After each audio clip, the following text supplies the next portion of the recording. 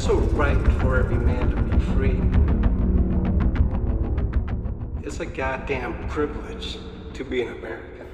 All right, welcome everybody to Season 3, Episode 3 of the Kickin podcast. Here with myself and Big Joe. How's it going? Got some news to go over real quick here. Starting with the ATF's most recent gun grab. As this was reported by the Gun Collective and FRAC, and they found in the brace ruling that guns produced outside the United States, such as AKs and others, HK guns and the MP5s and others, are in violation of the 922R ruling, which is the amount of foreign parts that can be used in assembly of a gun. Stating that the brace guns coming from outside the U.S. cannot have the braces removed or be registered to comply with the new brace ruling. The only option, they're saying, is to turn it into ATF or to destroy it. Boo. This can be found on page 247 of the ATF ruling, and it could affect as many as 750,000 guns in the United States. Joe? I think that everybody was just so worried about the whole brace thing. Nobody really came into effect that was even in that portion. And I need to go back and how many pages was that thing? Too many. Too many. Not as big as War and Peace, but it's better than it's so, more than the shotgun news. It's just a lot to take in. See, with me, like, I have my Strybog, that's my gun, that's my go-to. So if I could, that kind of hurts. Same thing with Nick. I mean, what do you think about this? Well, I didn't make it to page 247. I think I finished around 245. But I haven't heard exactly that. What I've heard is that don't try and apply to make your import, which was 922R compliant before, don't try to make it an SBR. That will automatically be a hard no, and then you might be subject to destruction. So remove the brace, let the gun remain in its configuration as a pistol, and that's the way I understand it to be. Of course, I'm curious, and I want to see what 247 says now, because yes, yeah, I'm on the same boat, because I don't know. I shoot subguns is my thing. I like pistol caliber carbines, and of course all the cool ones are all imported. Yeah. And it's still fun to shoot it like that, but when you get its cool little setup, it's kind of hard to just go back to plain Jane. Yeah, I have a collection of subguns, and I got to tell you, there's nothing that brings you more pleasure than a compact gun, just to have fun and plink, and it would be really, really devastating to hear something like that got affected in that way. Yeah. Well, I'm kind of thinking, I think it gives people one more way to go with the people who are fighting this ruling. I saw that FRAC filed another lawsuit against them based on this. I think it's going to be, it will get overturned. I think it's just going to be a matter of time before it does.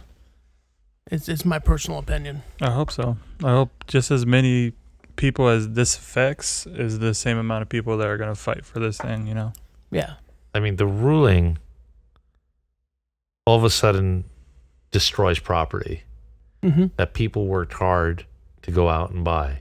Right. They use their money. They paid tax on it. Manufacturers paid federal excise tax on it. The government collected a lot of money on these firearms. Yeah. And to think that all of a sudden they have to be destroyed, it's just, I can't even imagine that something like this can hold up. This is really, it's just wrong. It's treating people badly. It's infringing on rights and on people's livelihood. It's wrong. But, they had the same argument with the bump stocks as well, and they did a whole big study on it on the financial impact of the bump stocks before they actually banned them, with how much people paid for them, and what it would have cost if the government had to do a buyback, and I mean, it was tens of millions of dollars, and I think they're obviously, the industry data shows that there's between 10 and 40 million braces in the public sector. ATF doesn't think that. ATF only thinks there's 3 million. But, when you have a non-registered product, and you can't, it's not even like something they can go back to credit card records on, because you probably had 60% of them paid by cash, So it's horrible.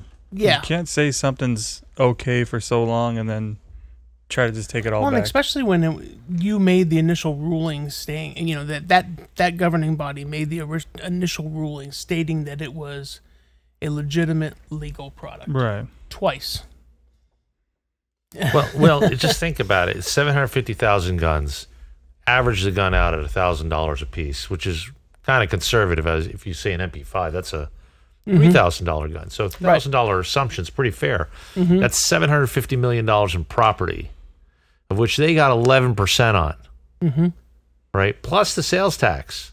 It's just crazy to think that they take that away. And yeah, on the braces, I heard the number 40 million before. So yeah, this is this affects a large amount of Americans, and it's just, I don't know, it's pretty sickening. Yeah, absolutely is.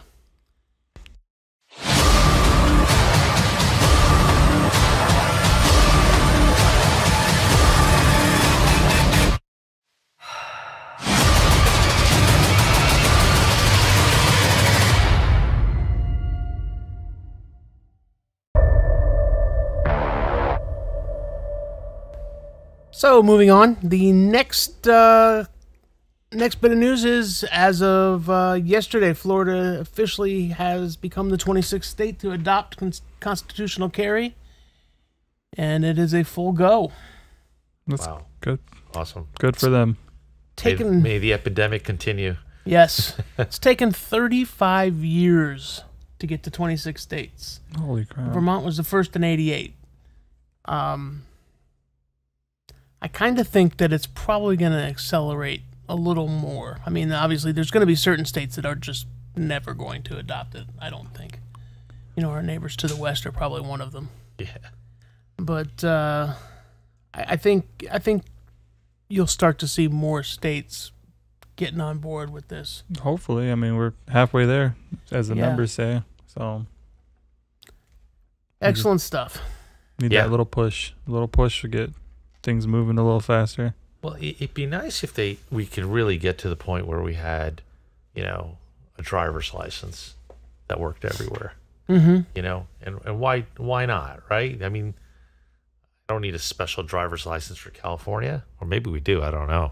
But you would think that you can go anywhere in the nation. You go through a background check when you first get your CCW. That's it. You know who I am. Leave me alone. Now it's my right. Let me have it. Yeah, exactly.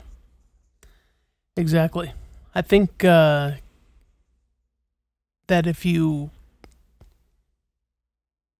with the technology they have nowadays, when you get pulled over, an officer knows exactly who you are, what you've done in your life. Probably knows your 8th grade report card. Oof.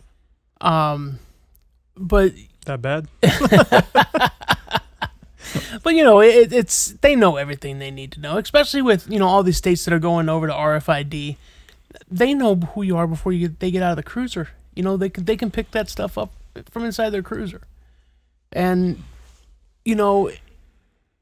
part of it's the people, because I know that whenever if I get pulled over, I have the window down, I have one hand on the wheel, I have one hand in my door frame.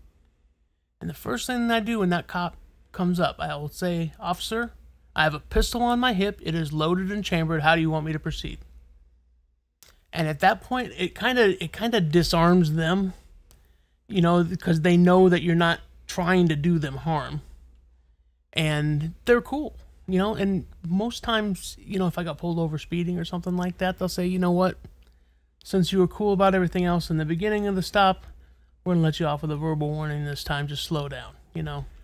And I think if more people would do that instead of trying to be so rebellious, you know, I think we would have a lot less problems out there. Because, you know why they're guarded when they come up to your door, you know? So I agree.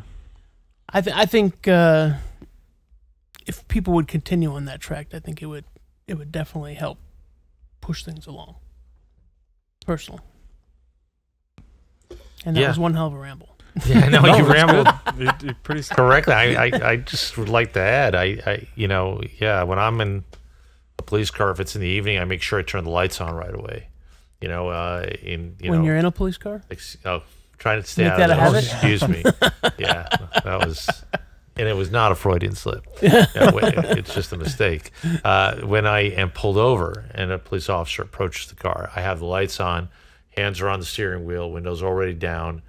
If I have the opportunity to have my documents out ahead of time, I do. To the extent I'm very respectful because they have a tough job. Mm-hmm. They don't know who they're dealing with. Nope. And I just want to treat them with the utmost respect and let them, get through with what they're doing. And you're right. If you are treating them that way, more often than not, they're just going to, give you some kind of a warning. Yeah, that was me. Lights went out. I saw that. Great light sensors that we don't know where the switch is. Yeah. And that's the number one thing I tell people too, because I actually get that question asked a lot. Is what do I do if I get pulled over? And the easiest thing to do is comply, make their job easier. The faster they can get done with you, the faster you can move on. Just make sure the first thing you tell them is your hands are on the steering wheel, and you tell them you have a pistol on you. Yeah. Now that's an interesting point because I've thrown that question to a number of police officers, some active and some retired, and I said, "What's your opinion? Do you think I should alert the police officer on whether or not I have a gun on?" And consistently, the people I've spoken have said, "Only if you're asked. If you're asked, tell the truth. You don't intend to use it. You don't need to tell him. He doesn't know you have it." Yeah. He says, just, be a compliant citizen. Do what he says. If he asks you, have you a firearm? Say, yes, I do. What would you like me to do, sir? And take his instructions and act according to what he says. So that one there, my instinct tells me to do what you said, and alert him to it ahead of time. And, I've been guided not to. Yeah. Just sort of, Wow. That's, a couple of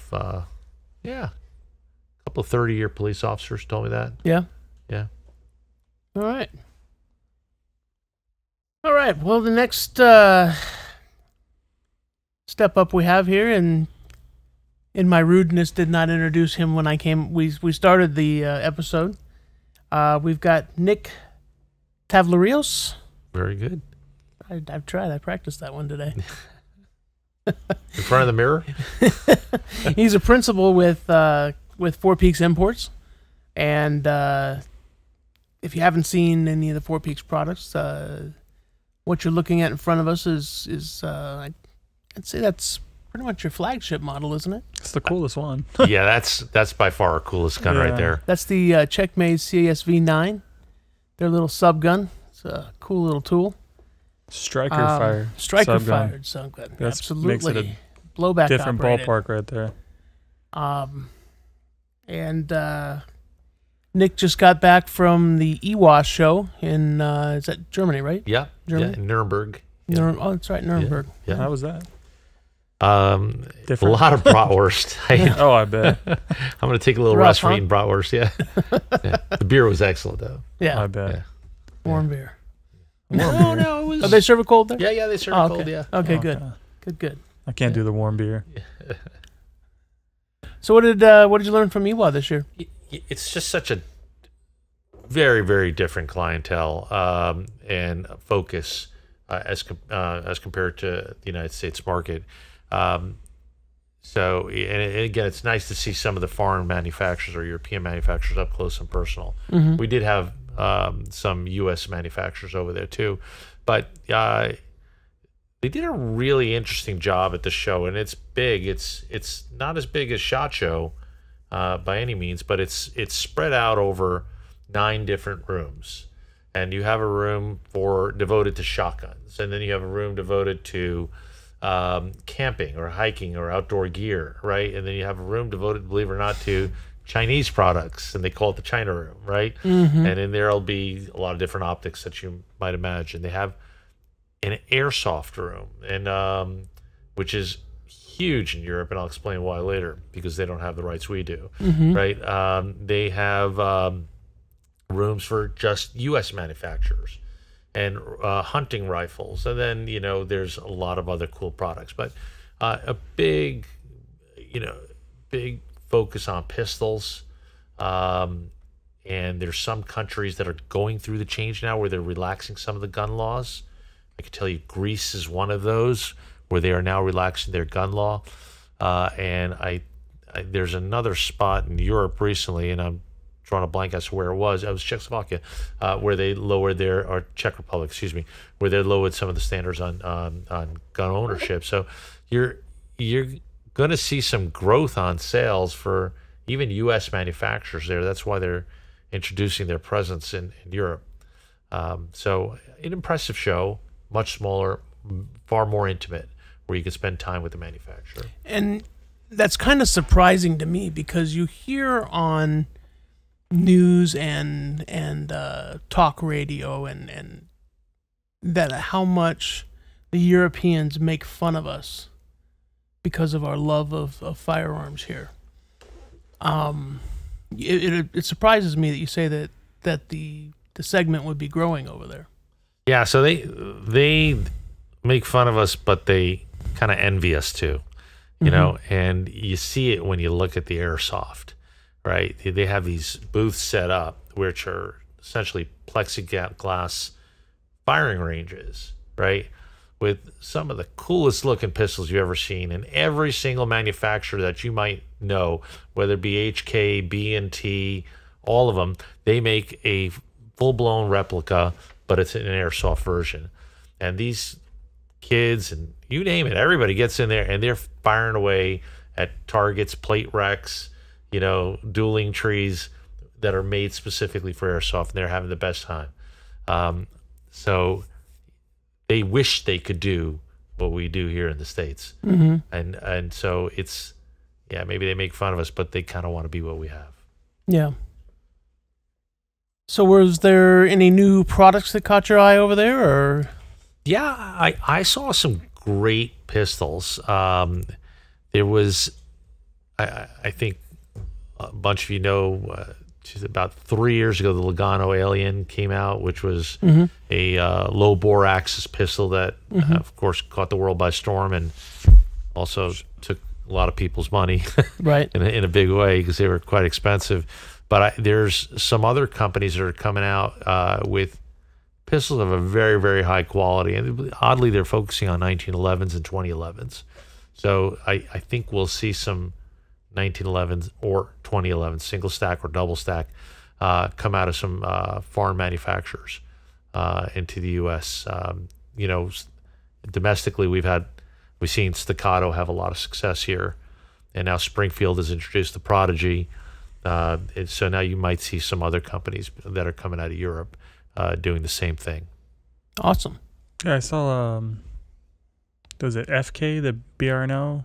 Bruno? Yeah. Yeah, that's a really cool pistol too. Yeah. And it's funny you said the Alien too. We were just at a 3-gun match, and there was a Canadian guy there. He had his that's what he was shooting with, was an Alien over there too. It was pretty cool.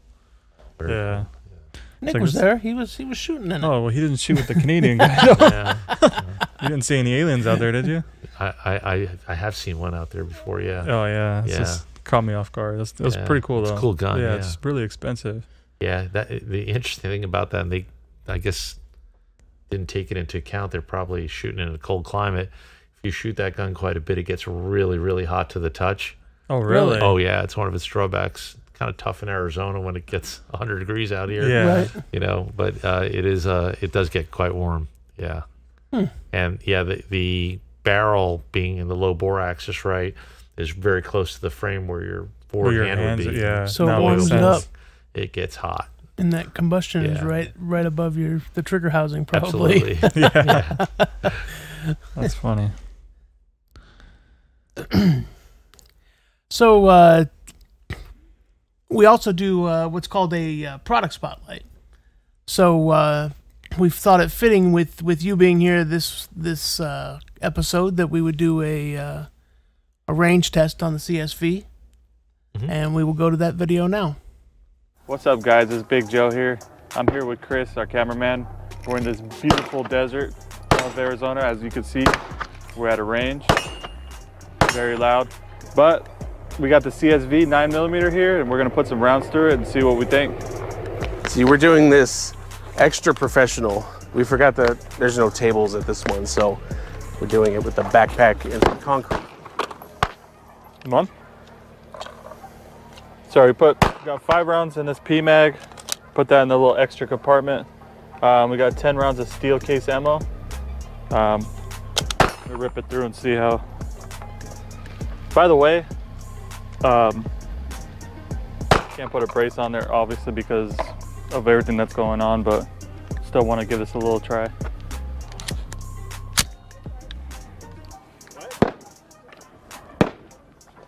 Whatever your dominant eye is, I use right.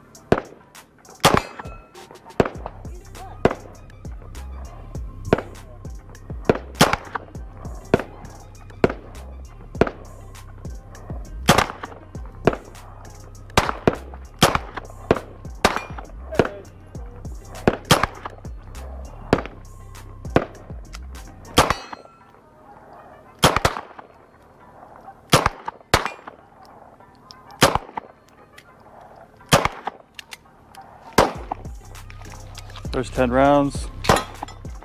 Just this extra compartment. Let's cut that out.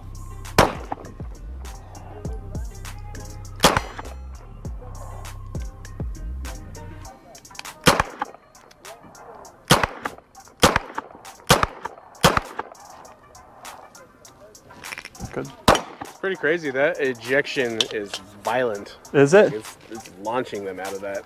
Really? Yeah. Well, I didn't see what the ejection was, but you know, I think if we had a nice like stabilizer, it would, you know, be a little easier to shoot. But shoots pretty good, shooting it like a gangster. How's it feel as far as recoil? Recoil's not bad on it. It feels a little different than shooting regular, like, you know, PCCs. Kind of get more of this versus the more of this. So basically, if you had a stock option on it, yeah, it'd be a lot more easier to control. All right. So, I mean, either way, this is going to feel weird because we don't have anything to put in the back Just gangster of it, dude. But we're going to let it rip. Man, that sight is hard to see. Yeah. So, being it kind of looks like an 80s gun, we're going to give it that 80s treatment. Oh, no, we're not. Look at. And keep in mind, guys, before we left the shop, we're just going to grab the most nasty ammo that we have. And this crap is disgusting, so. We didn't even want to bring it, but he was like, just shoot it, try it out. I think you hit the hill. All right, let's try it this way. Yep. Yeah, this shit sucks. I think we can rule out that this ammo is just garbage. So basically, it's just not liking it. So we're gonna chuck this ammo out and try something else. Okay, so we got the garbage ammo out of there. We're gonna try something way crazy. This stuff is 185 grains. This is seismic, 9mm. See how this does. I haven't shot it through a normal gun, so shooting it through this is gonna be something else. So we'll see. Keep in mind that's about 180% more weight than a standard 9mm ammo. Yeah, so So far, so good.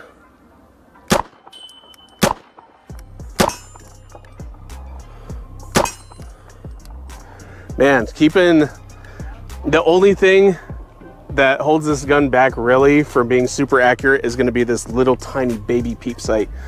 But throw a red dot on there, we should have brought, but oh well. Or just for the sake of time. take these off and just put some regular flip ups too. Yeah, that too. Yeah, for sure. Because if you look, see, you have little accuracy issues when you're looking at how small that little peephole sight is. yeah, it's minimal. You really have to do one of these to be able to get anything, because it's very difficult. But otherwise, if you're taking your time to really point, I mean, you're gonna hit pretty well with it, because it's so far dead accurate. So 185 grain hollow points seem to work okay for this. Joe's gonna load up 5 rounds and he's gonna give it a try as well. Yep. All right, guys. Here's 5 rounds of the seismic 100. What is it? 180 grain? 185. 185 grain.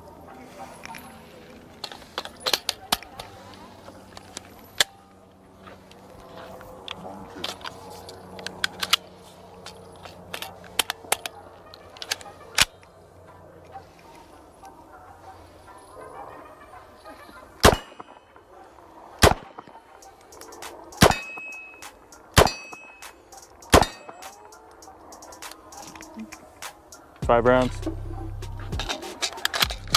Pretty flawless. Actually, it's a pretty good shooting gun. I mean, the way we're shooting it's not the intended way to shoot it, but I'm sure, you know, like I said before, you put a nice stock on it or a brace, that'd be a really comfortable gun to shoot. But that rear sight, it's small, so can't really get much accuracy out of it. But when you do catch it, it's dead on accurate. All right, so real quick, what we're gonna do is we're gonna load up a full mag, and Joe's gonna just dump it and see how that works for as far as reliability goes, because we kind of given it the benefit of the doubt with the crappy ammo. So we're gonna load it with some decent ammo and see how it does. All right, so on the firing line, how many we got? 16 rounds. Okay, so we're doing full mag. At a rapid rate. Yep, and Joe's gonna let it rip. See what we can do as far as reliability goes.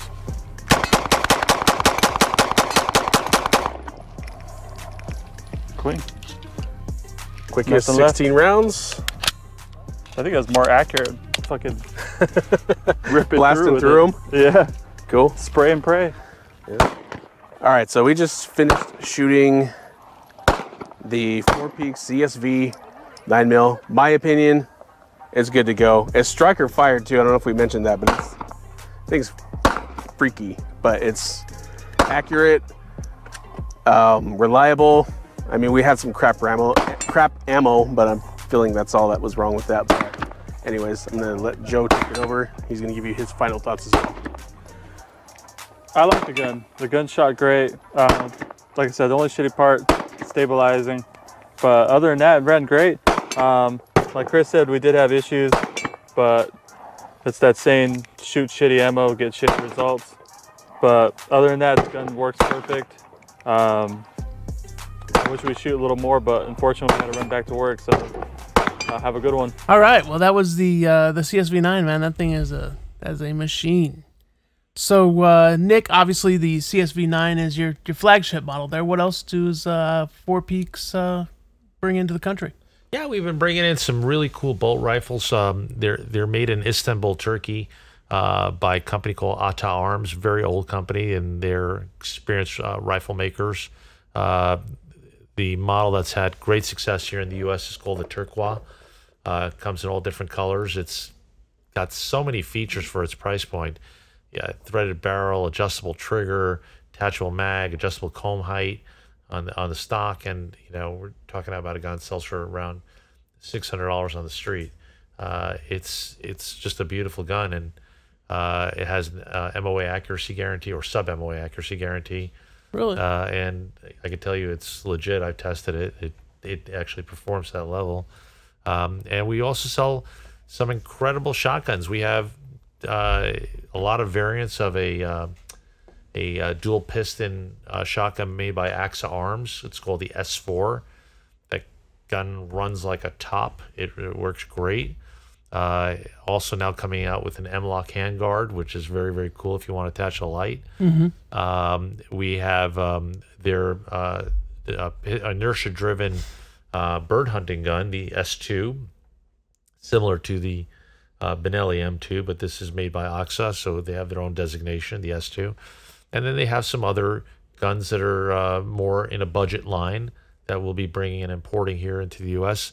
I'm very happy with this factory there. It's probably a 100,000 square foot factory, and they make great products. And I have to say, we've sold a few thousand of their guns and had zero defects, zero.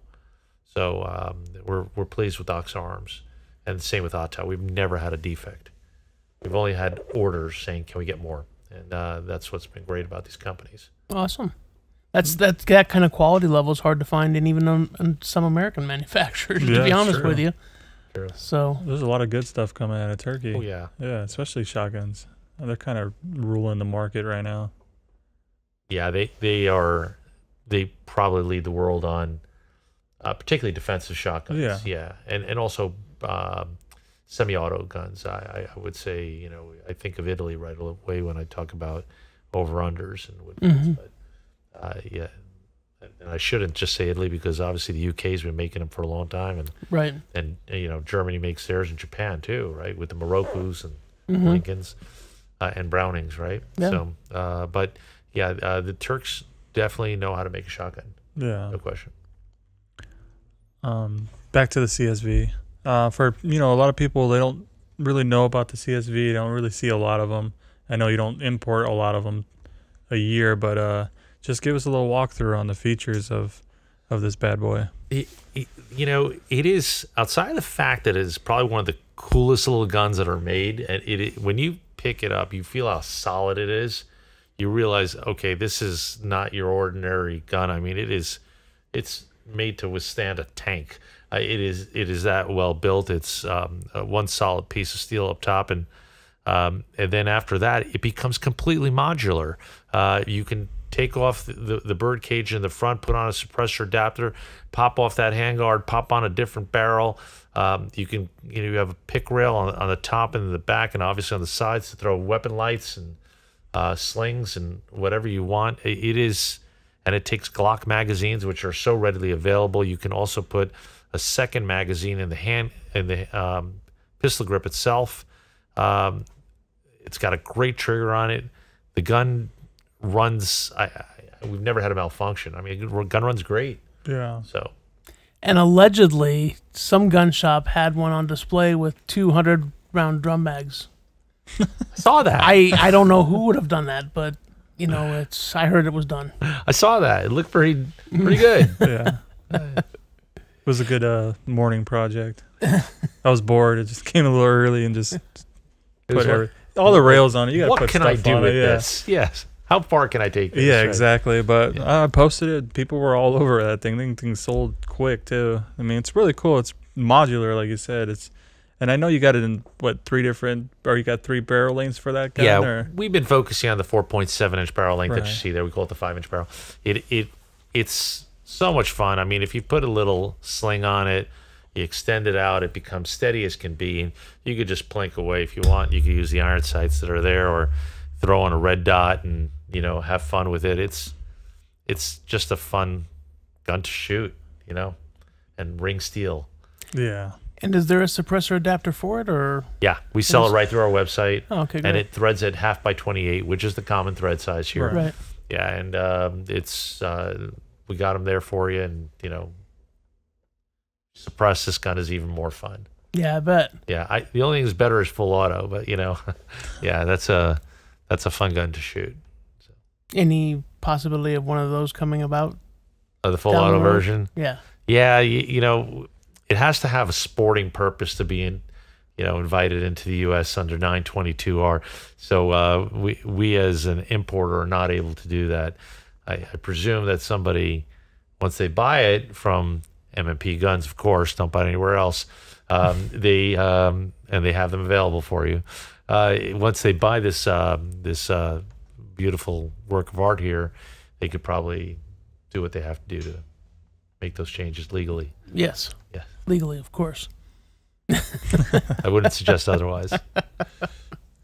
So Nick, tell me, what's the story on Four Peaks? Where did it come from? It was around June of 2020, and I was driving in my Toyota 4Runner on Four Peaks with Frank DeSoma. Yeah. And we finalized our business plan on what this company would do. And it came to be. You know, as you know, Frank isn't with us anymore. Right. I won't go into the facts behind that. It's very tragic. But we've continued the legacy of it, and with Cody DeSoma and myself. And we wanted to be different. We were going to be an importer that just, you know, since our reputation, our knowledge was on the line, we were going to be quality products that we would stand behind. And so we said, we're not going to be your everyday importer who just takes a box and slaps a label on it and ships it out to a dealer or distributor. We actually inspect products in the country of origin by sending our own independent team in, and then we re-inspect things as they arrive here before they go out to the end user and the customer. And it's worked pretty well for us. And once we realize who the good manufacturers are, those are the ones we stay with. If there's one that isn't good, we try to weed those out. And we've done that on a number of occasions, and we've now really gotten ourselves to a nucleus of manufacturers that we really believe in. So that's how we differentiate ourselves from other importers. And I've got to say, I bought one of your shotguns when I first started shooting sporting clays. I wasn't really sure if I was gonna like it and get involved in the sport, but so I bought one of your semi-autos, and I can say for a $400 shotgun, I kind of torture tested it because I really wanted to see. This was when we first started carrying the Four Peaks stuff in the store. I ran that gun for 1,000 rounds. I never once cleaned it. I never once oiled it. Went straight out of the box into action. Never had a malfunction on the gun once. I love to hear it. That's saying something. Yeah. Especially being as I was running the cheapest shotgun loads I could find. I wasn't running anything good through it. So it was a definite workhorse. I was very impressed with it. And it was a good shooting gun. It's hard to get that quality out of a cheaper shotgun like that. So that's 1,000 rounds out of that, right out of the box. That's incredible. Yeah. Look, you're going to have, I love hearing these stories. And we've had, you know, some product lines that we're not carrying anymore, but there were, let's say we sold 10,000 of those guns, and we probably had 30, 40, you know, kind of bad stories that came with that. But we corrected them, you know, and they got taken care of. But we did weed out some of those. Which is companies. still a magnificent percentage. Oh, Yeah, it is. I mean, thank you for saying that. I know guns that I've ordered 100 that 30 or 40 don't work. Yeah. Yeah, it's troubling to us, but thank you for saying that. Yeah. We want to make sure we try to get to the zero failure rate, but invariably things are going to happen. It's how you respond. Yeah. Yeah. Well, thank you for actually weeding these things out instead of just continuing to try to make money off of them. And even though they're junk, push them out, you know. So it's good to see somebody just like actually care and, you know, weed out the bad and go with the good. Yeah, exactly. Absolutely. Alrighty. Thank you. Coolio. All right. Well, Nick, it was a pleasure having you on tonight. Thank you. It wasn't it? And Joe? It's always good to see you too. Thank you. Thank you for having me here, and always fun to be here. And, you know, again, it's been a great time working with MMP Guns. You guys do a great job. Appreciate I always tell that. people you're one of the nicest people in the industry. Nicest. Nice guy, Nick. Nice guy, Nick. Yeah. Alrighty. Well, that is going to wrap up episode 3. Next episode is episode 4. We will be featuring the new Glock 28. And we will see you then. Same bad time, same bad channel. Be howdy.